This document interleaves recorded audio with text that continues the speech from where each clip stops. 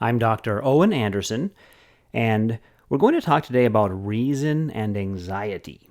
Now, this is a follow up to my previous podcast on the age of anxiety, and we're asking this question. We're wondering, what is anxiety and why is this an age of anxiety? And really, that title, that name, is almost 100 years old. Thinkers in the 20th century were talking about this as the age of anxiety. And so we might be a number of generations into the age of anxiety. And I was talking about it specifically as having to do with the inner life of an age of skepticism. So anxiety, the age of anxiety, goes back to being an age of skepticism. And so today we're going to talk about what that means, especially in relationship to reason and modern thought. Because the modern world, it might especially pride itself on its use of reason. Now, anxiety, I would define anxiety as a reaction to a threat, to values held essential to the existence of the self or the personality. So we're going along, we experience many threats. I talked in the Age of Anxiety podcast about threats like fear or stress or worry, and distinguishing anxiety from those as being addressed to an existential threat to the self, core or essential values. And so this sometimes is not even recognized. You might not realize there's a threat. You have a background sense of anxiety that you can't articulate. We call that being more or less conscious and more or less consistent. And so there may be a kind of challenge in one's life, and one doesn't consciously see the threat, but it is felt, and maybe other levels of the threat are what is noticed consciously. And those are addressed and dealt with, but that doesn't make the anxiety go away. And so the person is left thinking, well, I've tried everything, but I wasn't able to make the anxiety go away. Now, behind that, what one hasn't gotten to is a more basic threat or challenge. And so that's requiring us to become more conscious of what exactly is the self and what exactly is the challenge to the self. That's requiring this work of philosophy, especially the critical use of reason, and using that to lead the examined life. So some key phrases in philosophy that we want to actually learn to put into practice. So the age of anxiety, nested as a context, really what's going on is we're in an age of skepticism. We don't know, and our culture doesn't know. And what if this is people are living in this for a few generations? It's one thing you enter into it during your adult life. Let's say as you see World War II and the increase of the possibility of nuclear warfare, the Cold War. So you grew up and then you enter into that stage. There's another thing to be raised with all that just kind of as background knowledge and living in that age of anxiety. And you don't really know what to do about it or what the threat is. So we talked about becoming more aware. Also, the possibility that people repress the threat. They don't deal with it directly. And that repression causes some of the anxiety we're talking about. Now, the theologian Paul Tillich talked about this problem this way. And it was interesting to hear him say or read him talking about a sense of fear. He's speaking about fear here, where we're using the word anxiety to mean something of the same thing. And that there's a catastrophic breakdown. A catastrophic breakdown is expected every moment, and consequently, there's a longing for security that's growing in everybody. A freedom that leads to fear and anxiety has lost its value.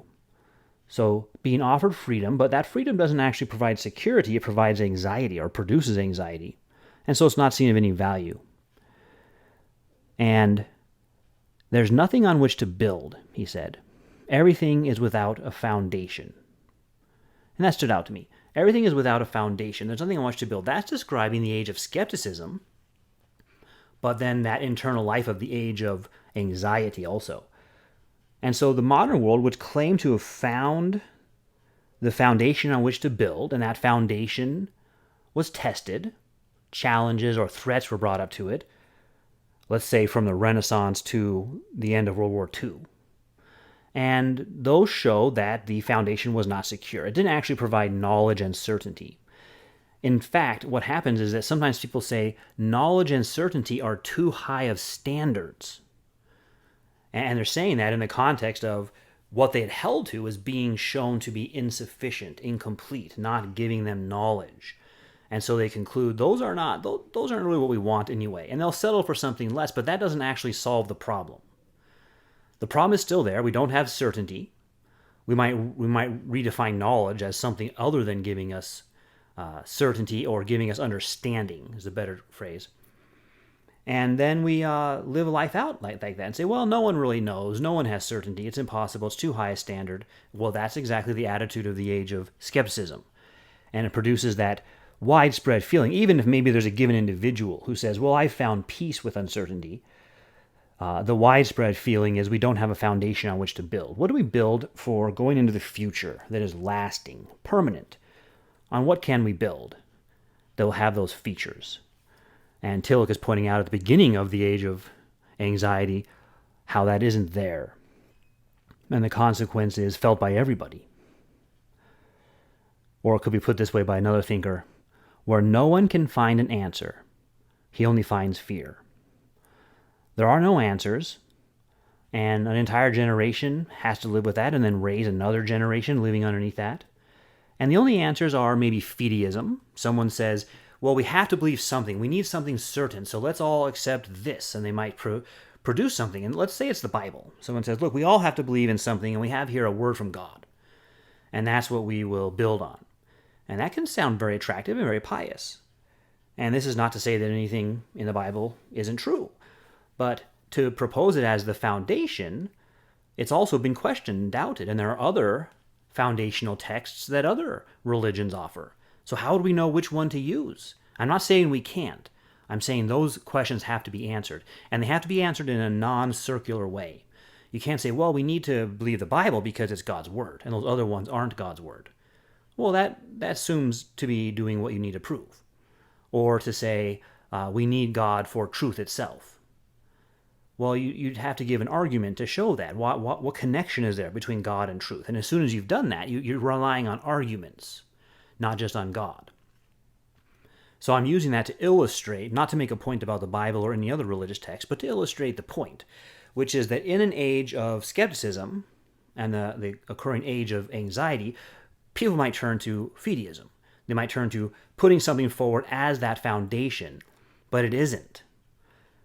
It doesn't provide that. Now, someone will object and say, well, what do you mean the Bible isn't that foundation? Of course it is. It's God's word. Yes, but it isn't that in the sense that you need to show it compared to other options. You can't simply assert it. Now, once you've done that, then yes, it does provide some of those truths. But if you just start off by saying, this is it, you're in no different place than adherents of other religions. So fideism is one response to the age of skepticism. And so interestingly, you might be able to say the age of skepticism / fideism, they come together.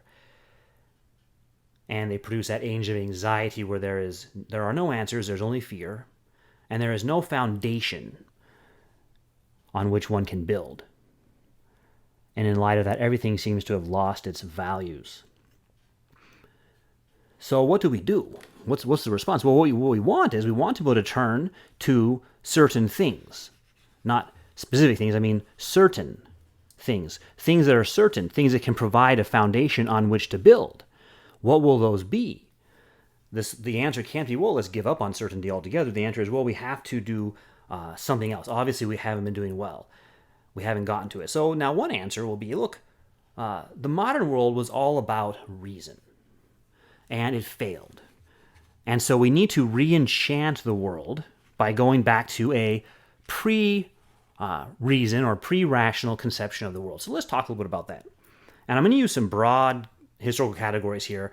And because of that, they're not precise. The historian might say, well, wait a minute.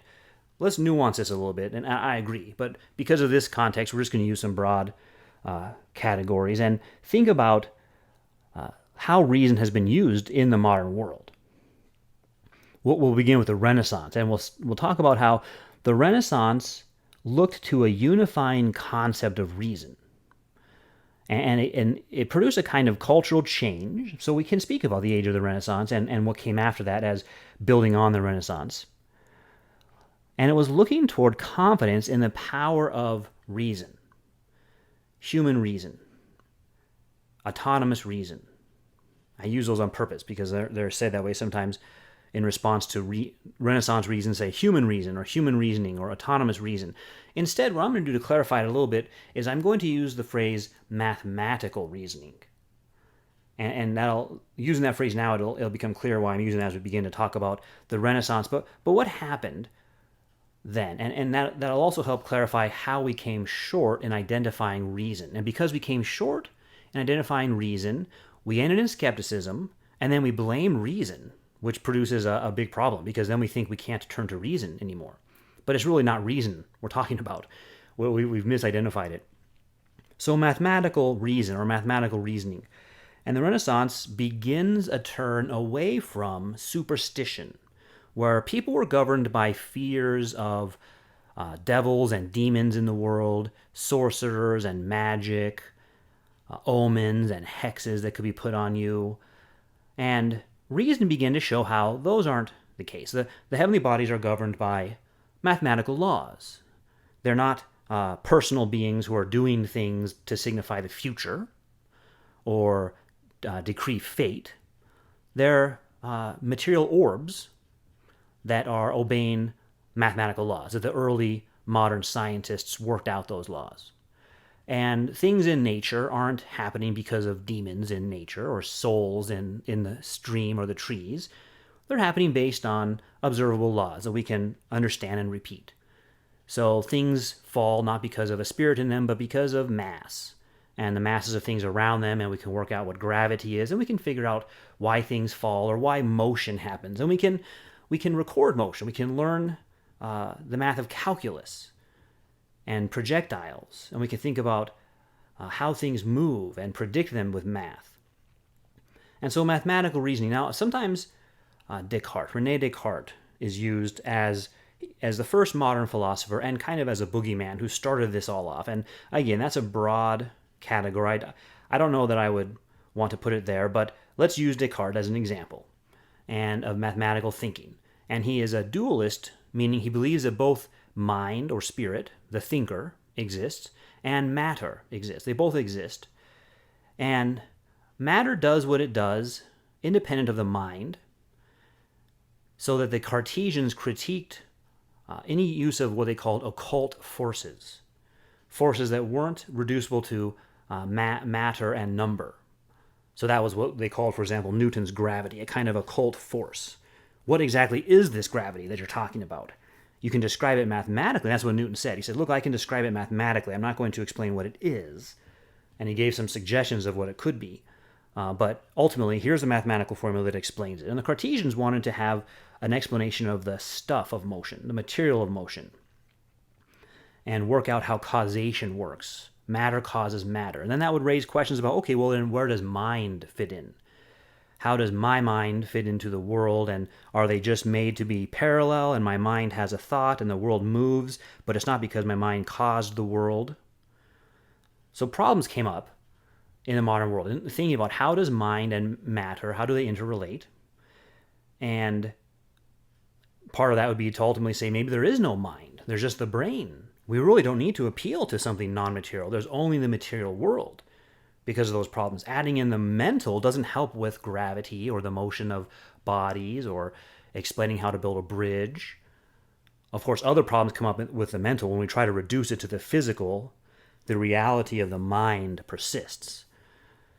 But that's part of the movement in the modern world, is to increasingly reduce a kind of reductionism to the material world because of the success of mathematical reasoning when applied to the material world. And part of that, for our purpose here, talking about anxiety, here's where reason and anxiety come in, is that this mathematical reasoning was able to help overcome superstition and the fears and inability to do anything that come with superstition.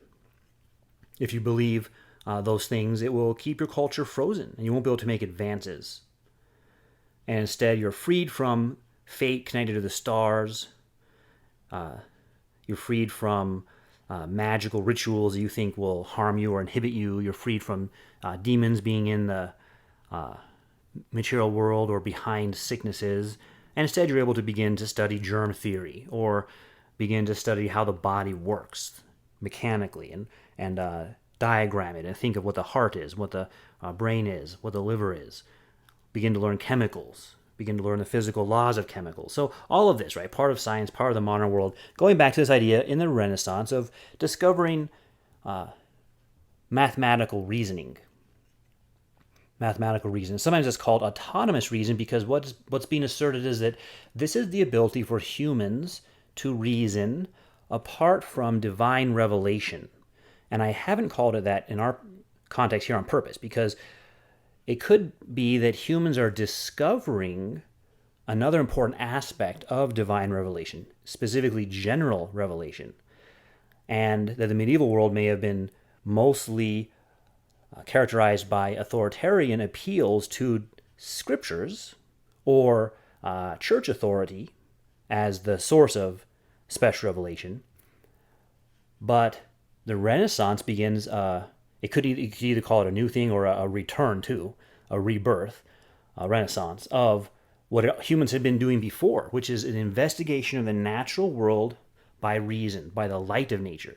Investigating nature by the light of nature. And insofar as they made progress in that, it dispelled some of the anxieties connected with superstition. But insofar as they began to narrowly define reason, and ultimately they didn't see the natural world as a revelation of God, they narrowed reason down and they didn't make progress. And connecting back up to what we talked about in the lecture on the age of anxiety, we talked about repression, and then what happens is that a self cannot be integrated into an environment if some of that environment is not recognized. It's either repressed subjectively or ignored objectively. And so let me give an example. If God is real, God the Creator is real, and God created the world as a revelation of himself, but a person doesn't acknowledge this or doesn't believe this, then they are ignoring a major, if not the major, part of reality.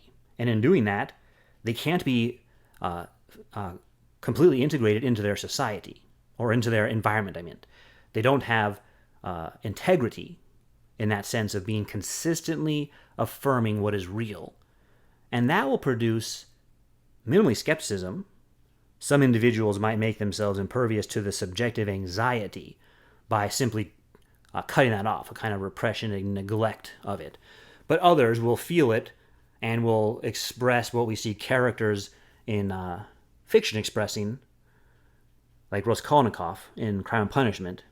If there is no God, all things are permissible. Now, that's not just a moral argument for God's existence. It's a statement about the reality of nihilism.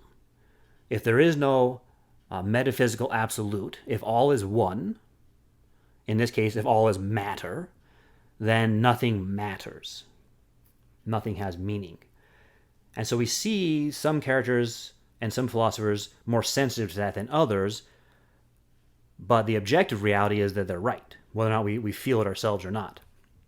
When we've limited reason down to mathematical reason, and we've limited reality down to just the material, then we've ignored important parts of our own mind, our own reality, and important parts about how we know things.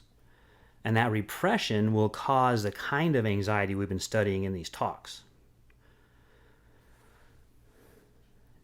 So what else about reason? We think about some of the attitudes of the modern world, for example, that the free pursuit of individual reason would lead automatically to a harmony of the individual with society and a harmony of the individual with a universal reality. So the individual of a free intellect does not need to be isolated or feel isolated because his conclusions would eventually be in accord with those of his fellow thinkers. If everyone is left to be free to use reason, they'll all eventually come to the same conclusions and be able to have society. And that's a question we need to raise here. Is that getting to the depth of reason? And here's why I would say it isn't. It's true as far as it goes, but it leaves out an important part, the important part, which then produces the age of skepticism and the age of society, or the age of anxiety. And that important part is not using reason critically to notice our assumptions about the world that we claim to be doing mathematical reason on. So I already mentioned how increasingly this became a kind of materialist reductionism. But even before that, it was not affirmed that the material world is a revelation of God the Creator. Creation is a revelation of God. And as we know about the creation, we come to see the excellence of God the Creator. And so there are two reasons I can identify in the Renaissance that come down all the way to the present for why that was the case. One is dualistic otherworldliness. And dualistic otherworldliness says really the material world is at least insufficient, if not actually evil. And our highest good as spirit beings is to leave the body and go into the next life. Now, what that does for death is it empties death of any meaning. Death is not unnatural and imposed on us as a callback to make us stop and think. Again, you might go back to the previous lecture to hear about that. Instead, death is a good thing. It's a release from the material world, which you didn't want to be in the first place. And remember, death is one of the main sources of anxiety. So death, in order to deal with death, this view says death is a release so you go into a better place. And then the second reason why the Renaissance and successive centuries haven't gotten what they need out of the natural world about God's existence is the problem of evil. You say, well, wait, look around. The world's terrible. If the world is the product of an architect, it must not be a very good architect. You would not accept a house built by this architect, using an example from David Hume. So the problem of evil has to be answered, and that problem of evil is exactly why this answer I just told you about from the Renaissance down to the modern world, the contemporary world, is insufficient.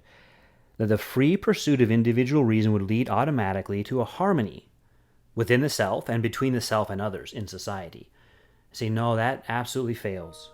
And here's why it fails. It doesn't take into account the full reality of the self. The self is an individual with the ability to use reason, in one sense, but the self is also someone who has turned their back on what is clear to reason. And in that condition of having rejected reason, the self is only using it insofar as it meets the self's needs, mathematical reasoning, but not using it to see what is clear about God from the things that are made, from the creation. And that is the fundamental contradiction in the modern world's supposed use of reason.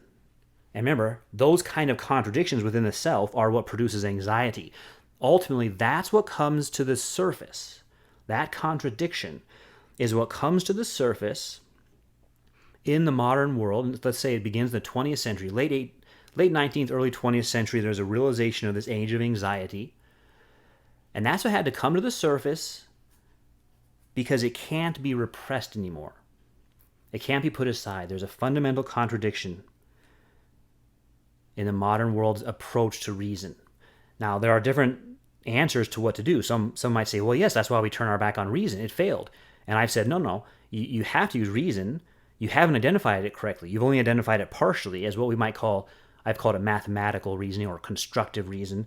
We need to learn to use reason critically and interpretively as well as constructively. But others might say the whole pursuit was wrong. We don't need certainty at all. We should just be happy with uncertainty and learn to live in that. And there's entire philosophies that might go that direction and ultimately say the self that is uncertain isn't even real. And you should pursue a kind of mindfulness or enlightenment where you're able to say, look, there isn't even that self who's in uncertainty. And that's an interesting twist because what they're still doing then is they're agreeing uncertainty. You don't want to stay in uncertainty. And they're offering you a way out of it, not really a way to live in uncertainty. So anxiety and reason, or reason and anxiety, a fundamental contradiction in the modern world beginning in the Renaissance in not recognizing the condition of humans. And I'm going to end with what I'll begin with next time, which is that condition is one of the need for redemption. Using reason without getting to our condition of having rejected what is clear about God won't be any use of reason at all. It'll be a partial use of reason that only gets us to the skepticism and anxiety we see now.